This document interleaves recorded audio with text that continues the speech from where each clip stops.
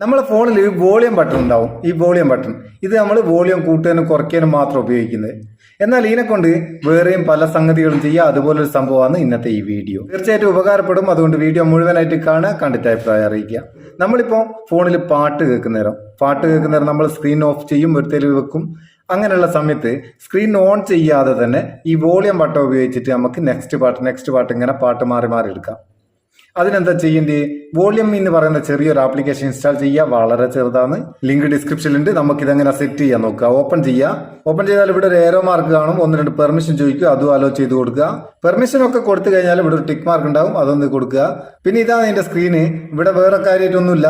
നമുക്ക് ആവശ്യമില്ലാത്ത സമയത്ത് ഇവിടെ ഒരു ബട്ടൺ ഉണ്ട്, ഓണ് ഓഫ് ചെയ്യാൻ. ഓണിലാണെങ്കിൽ ഇവിടെ ആക്റ്റീവ് എന്നുണ്ടാവും.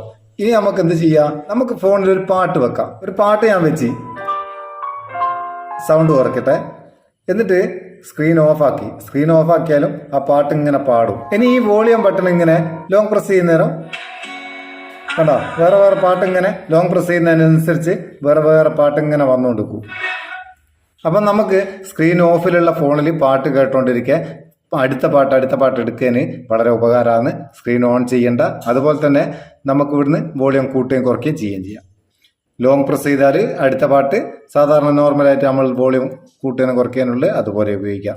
സംഭവം അങ്ങനെ നിങ്ങൾക്ക് ഇഷ്ടപ്പെട്ടിട്ടുണ്ടെങ്കിൽ ഒരു ലൈക്ക് കൊടുത്തേക്കട്ടോ. അപ്പോൾ നമുക്കൊരു ബൂസ്റ്റ് ആയിക്കോട്ടെ. നമുക്ക് അടുത്ത വീഡിയോ നല്ല സെഗ്മെന്റ് കാണാം. നിങ്ങളെ സ്വന്തം Muthoos Meppayur. Thank you so much.